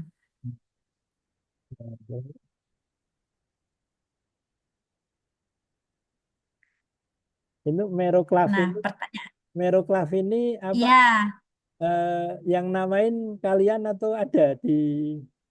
kita Pak. Oke, oke ya. Meroclav. Jadi namanya Meroclav gitu. Oh, oke, terus? Iya. Nah, terus pertanyaan saya, kan kalau untuk meropenem ini kan PDB-ID nanti untuk didokingkan itu kan dengan PDB-ID 6NTZ dan Oh, kalau clavulanat ini dia kompleksnya tuh dengan si 3MBZ. ya. Nah, pertanyaan saya, kalau mereka ini digabung, Pak, meropenem dan clavulanat, nah targetnya tuh jadi yang mana, Pak? Eh, bisa dua-duanya. Kalau Bisa berarti dua-duanya. maksud saya tadi kan Bapak bilang masalah kombinasi itu apa bisa kalau misalnya proteinnya ini nanti kita gabungkan atau kita docking dua kali gitu Pak ke 6 NTZ dan 3 MBZ. Oh iya, dua kali. Karena kalau protein nggak digabung, yang digabung tadi kan ligan ya. Ligannya itu kalau kombinasi tadi kan dua ligan tadi digabung. Kalau ini kan digabung dalam artian molekulnya. Kalau itu dockingnya ya. Ya, Kalau itu dockingnya. Kalau di ya. sini itu bisa bisa dicek nanti. Kalau apa meropenem sama clavulanat ini kalau dicampur ya dicampur dalam artian bukan bukan disintesis loh, bukan direaksikan tapi makan bareng kombinasi seperti ibuprofen sama paracetamol itu bisa dicek doping kombinasinya hasilnya berapa lebih bagus seberapa begitu bisa itu ya. Jadi ini bisa juga nanti dengan adanya doping kombinasi misalnya di target ini ya target yang kiri ini itu apa? Jadi ini makannya bareng gitu ya. Meropenem sama clavulanat ini dimakan bareng, nempel di sini, di yang kiri, terus nempel di kanan. Nanti skor dopingnya dibandingkan dengan kalau dia sendirian tanpa digabung itu bisa, Oh, begitu. nah saya bingungnya gini Pak. Misalkan nih Meroklav tadi kan meropenem dan clavulanat nih Meroklav Pak ya. Meroklavnya Nah, ya, didokingkan ke 6 NTZ. Nah, sedangkan nah, 6 NTZ ini kan dia kan kompleksnya awalnya dengan meropenem. Nah, bagaimana ya, kalau dia kan protein dialaninnya ya, dakanya kan ini ya, 6 NTZ. ya. Nanti kalau misalkan ternyata malah justru clavulanatnya yang berinteraksi dengan si 6 NTZ tuh gimana Pak? Jadi kebalik gitu Pak, salah sasaran gitu. Kan dari hasil doping nanti bisa diketahui skor doping sama interaksi obat reseptornya. Nggak masalah, Hmm. nggak masalah Oh, itu. oke. Berarti berarti Meroclav didokingkan ke 6 NTZ dan Meroclav didokingkan ke 3 MBZ gitu, Pak ya? Betul, betul. Nanti Oh, yang 6 NTZ ini pembandingnya nanti meropenem, yang ini nanti clavulanat begitu. oh iya Pak, paham Pak. Terima kasih Nah, Pak. terus Saya izin stop sebentar, stop. sebentar, sebentar. Saya ingin tahu coba molekulnya kalau sudah digabung tadi coba seperti apa? Sebelumnya tadi ada reaksi tadi loh. Nah, ini kan. Nah, jadi maksud saya gini, meroclav, meroclav ya. Ini kan hasil ini, hasil tadi desain tadi kan, ya kan? Halo. Iya Pak. Nah, maksudnya gini, kalau nggak salah proyeknya kan disuruh pakai HKSA nggak? Oh, enggak Pak, hanya menargetkan data gitu saja Pak. Masa kalau nggak salah kok waktu Coba nanti saya baca lagi Pak. ya. Jadi gini, maksudnya gini, kalau yang pakai HKSA itu, ini desain molekul ini kan bisa dioptimasi, ya. Jadi yang meroclav, ya, meroclav ini itu bisa dimodifikasi yang menjadi lebih bagus lagi. Tahu nggak caranya? Tidak tahu Pak. Tidak tahu. Coba sebentar, Pak. Kasih tahu. Nah, sekarang coba saya tak share screen apa namanya?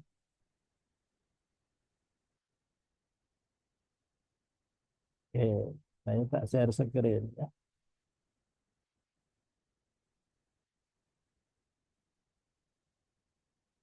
Nah, kelihatan ya? Kelihatan. Jadi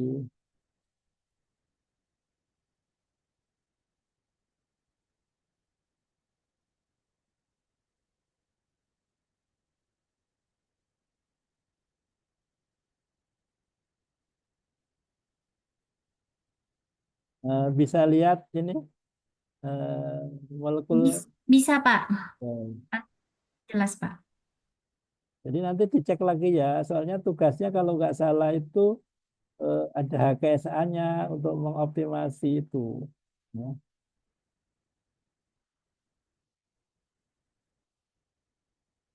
Nah, jadi seperti ini.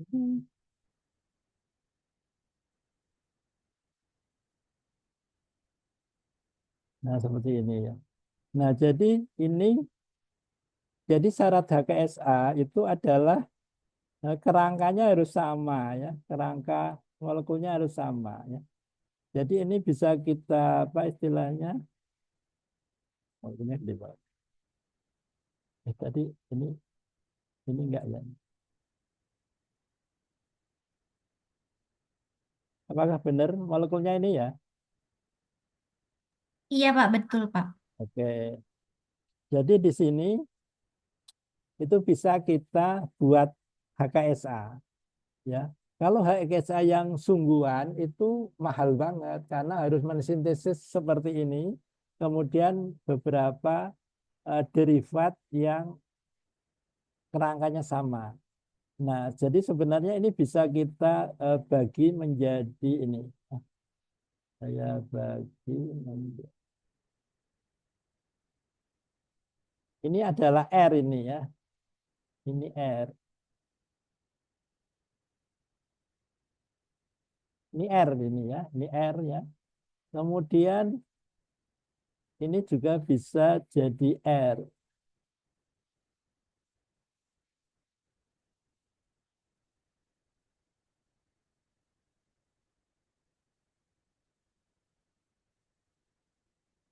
Jadi ini udah 1, 2 ya.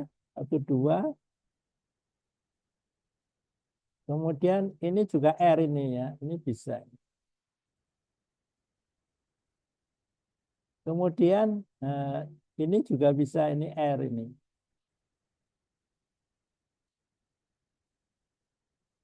Kemudian ini juga R ya.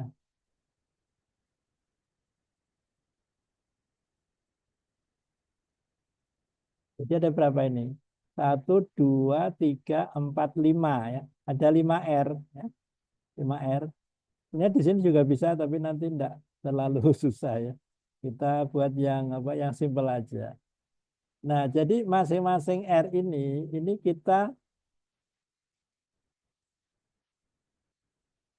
buat molekulnya ya. Ini ada 2.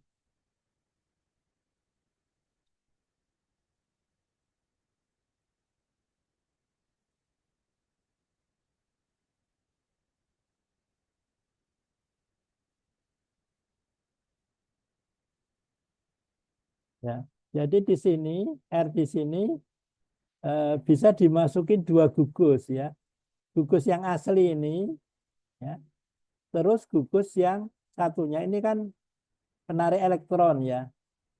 Ya, penarik elektron. COOH ini kan penarik elektron. Jadi ini nanti bisa dimasukin penarik dan pemberi elektron. Jadi ada 2 berarti ya, 2R. Di sini juga 2. Ya. Jadi tiap-tiap bunder-bunder ini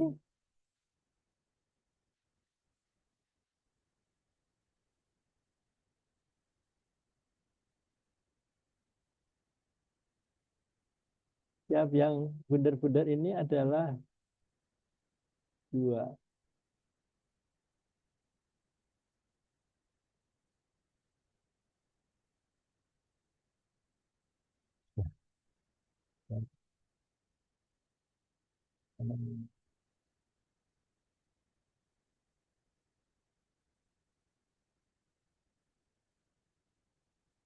Ya, jadi paham enggak? Jadi ini dimasuki gus pemberi dan penarik elektron di sini 2. Di sini juga 2. Karbonil kan penarik elektron, dikasih pemberi NH2 misalnya. Ini juga 2 di sini ya.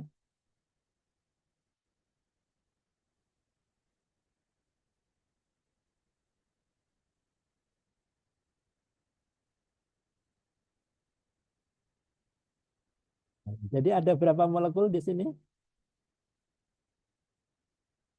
Database-nya ada berapa molekul? Halo?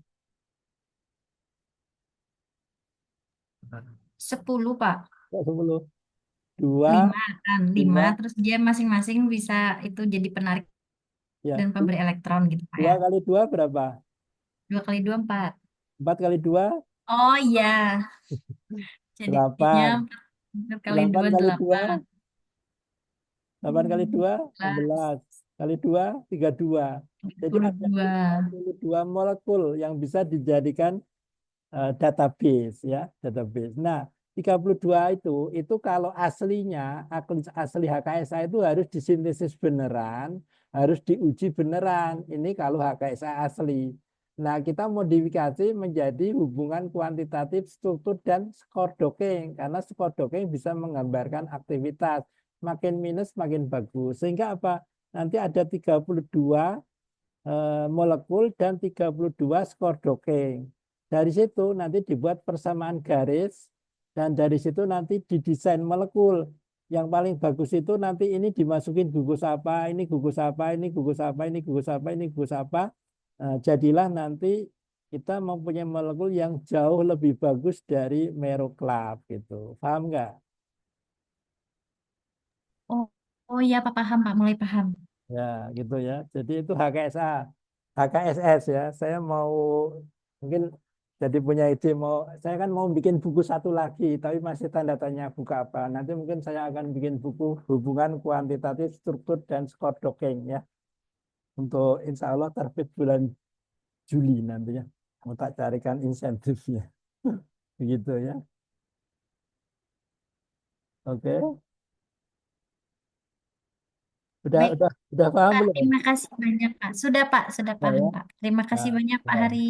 Nah, ini walaupun di sini tak tengok sebenarnya molekulnya gede banget ya, tapi ya nggak apa-apa untuk latihannya. Kalau untuk apa, untuk diajukan ke industri kayaknya agak berat karena apa? Karena molekulnya gede banget ya. Jadi kalau bisa itu molekulnya jangan terlalu gede ya, sekitar 500 saja ini bobot molekulnya. Ini kayaknya besar ini ya. Jadi apa? Jadi apa namanya? Kalau untuk jadi BBO kayaknya masih banyak hambatan begitu. Tapi untuk latihan nggak apa-apa. Ini nanti bisa mulai dibuat strukturnya ya. Terus didokengkan terhadap 2 target tadi. Nah, nanti bisa didesain molekul sehingga nanti paling enggak ada 2 molekul kandidat yang lebih bagus dari Meroclub begitu. Begitu. Ya Pak, baik Pak. Terima kasih banyak Pak Hari. Yang lain juga ya, yang lain nanti dicek lagi ininya apa tugasnya ya. Kalau setahu saya itu pakai apa namanya? Pakai HKSA ya. HKSA-nya tapi dimodifikasi supaya hemat ya, hemat.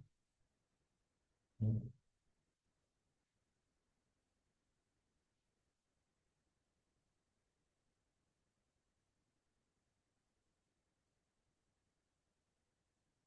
Ada lagi pertanyaan?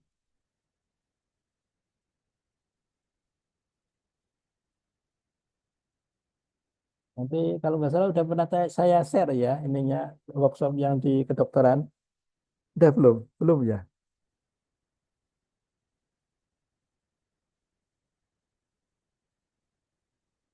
Baik, nanti saya share lagi kalau ada pertanyaan.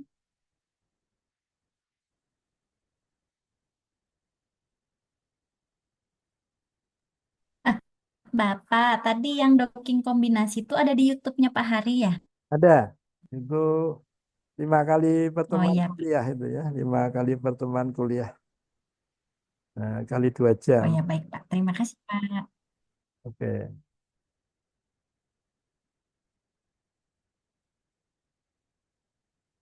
Ada lagi yang lain pertanyaan, pernyataan?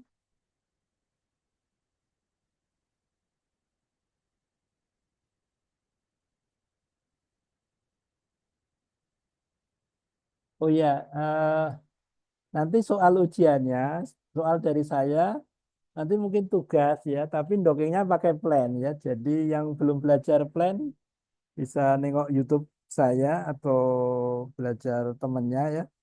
nanti soalnya itu pakai plan soalnya ya, gitu.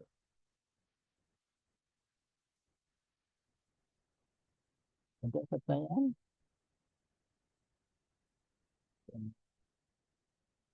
Ini jarinya masih ada tahun berapa? Workshop di kedokteran.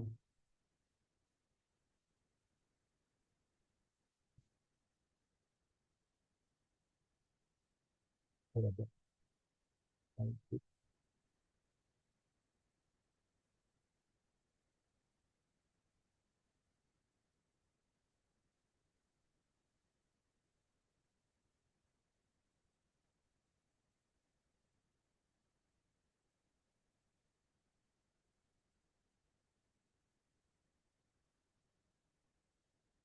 Ada pertanyaan? Baik, kalau nggak ada akan saya tampilkan di sini ya, biar apa? Biar tugasnya nanti lancar ya, tugasnya bisa segera dimulai.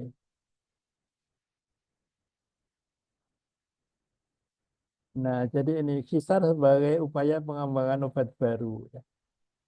Nah, kelihatan? Kelihatan Pak, Kelihatan, kelihatan. Pak. Oke ya. Jadi sebelum ini saya sudah mendesain dengan docking ya. Ini pendahuluannya.